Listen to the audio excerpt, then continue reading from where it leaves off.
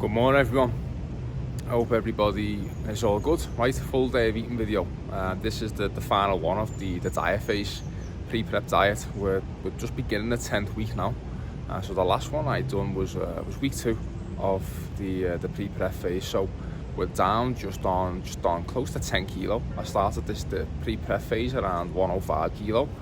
I've just had a weigh-in this morning of 95.3, so we're approaching 10 kilo. You can probably see in my face, and that's what everybody is always stores more body fat on the face than they think. And it's not until you start coming down that you really start to realise that. But yeah, I just wanted to just show a final full day of eating of this the actual diet phase. And not a lot has really changed in terms of meals, but that's what I want to get across to everybody, is that I've ate pretty similar things all the way throughout this.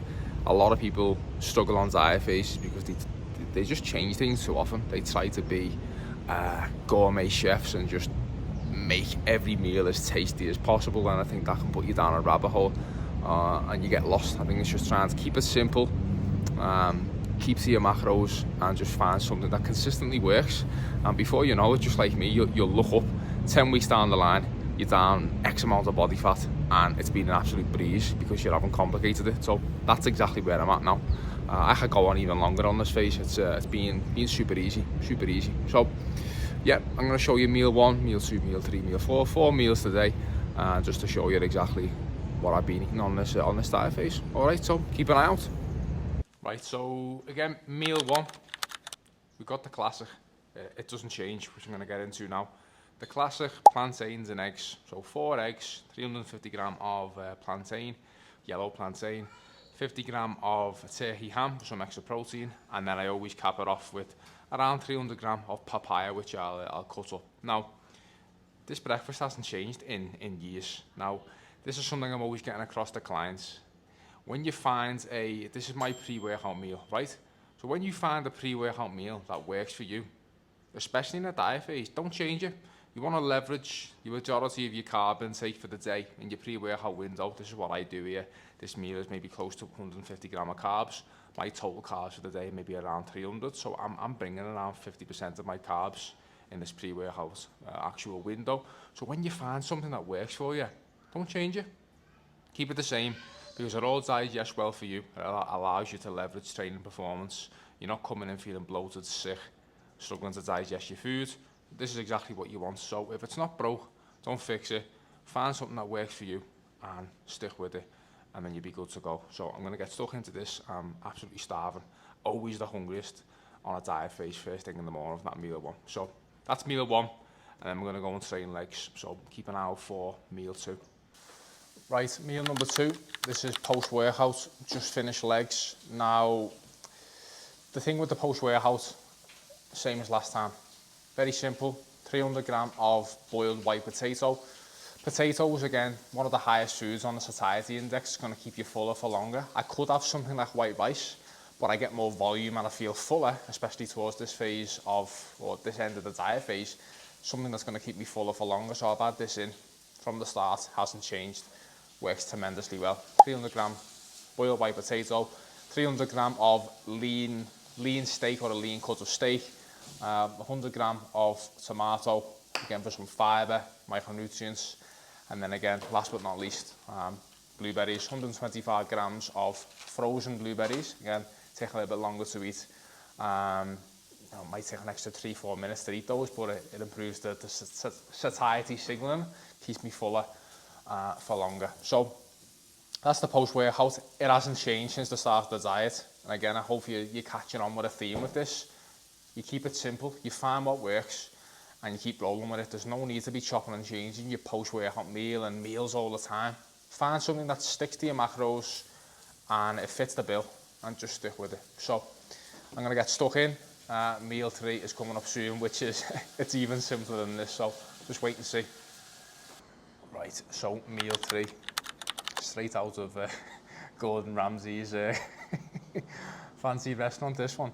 150 gram of just cooked chicken, so this is probably around 220 raw, and then 100 grams of frozen strawberries. Very, very, very simplistic meal, very bland, but again, it ticked the box in terms of this is a protein feeding for me. This is going to give me around 40 grams of protein. Again, it's about around 5 or 6 grams of carbs. It's just to spike muscle protein synthesis. It gets the job done. This used to be shrimps or prawns. I got fed up with prawns, so the next best sub is just some sort of chicken breast. Again, you can cook this in the oven, on the pan, whatever seasoning you want on it. Get some salt on there. It's just chicken breast. It's nothing fancy, but yeah, nice and easy, easily digestible protein source, low on the fat side of things, and then obviously frozen strawberries. But this is just to tide me over until final meal, which will be meal 4 later on. So very simple, nothing fancy, gets the job done, that's it. Just out, getting some steps in. I need to show you this view here. Look, surrounded in the mountains of Merida.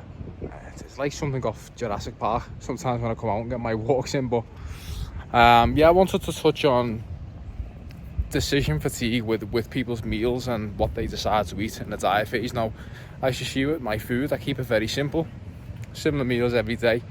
And one of the main things is, once you find what works, if it's not broke, don't fix it. I think that is the biggest culprit and the biggest downfall of people's diet phases, is that they try to complicate it too much. They're swapping and changing meals day to day. They create this headache and decision fatigue from trying to make their macros match. If they have a different breakfast, you know, that will influence maybe how they change their pre-workout meal, and it just causes more stress for people. I honestly do think one of the best things is just keeping a consistent meal structure and eating similar things every day. And the old adage is, if it isn't broke, don't fix it. Like, I've had to deal with this with clients before, where they're in a good flow with food, they're organising carbs around the training, everything is going perfectly, and they want to change something and it's working correctly. So, as I say, if it's not broke, don't fix it. Get your structure in place. And that doesn't mean that we can never go off the structure, of course, but for 95% of the time, you're going to eat similar things. You know, batch cooking your protein sources, your chicken breast, your ground beef, you know, your whey proteins, your Greek yogurts, your same fruits and veggies. Just having all things that are similar, it's just going to make your diet phase go a lot smoother, just less of a headache. And that's what it's all about. If you can create less decision fatigue and have less of a headache, your diet phase is going to go a lot better. So it's just something worth thinking about. And finally, when I'm touching on less decision fatigue, this is all about a successful diet phase. Is all about creating the environment that is going to work in your favour, right? There's less friction. So as organised you can be around your daily routine with your food as well, eating similar things, it creates less friction. It's just a seamless transition.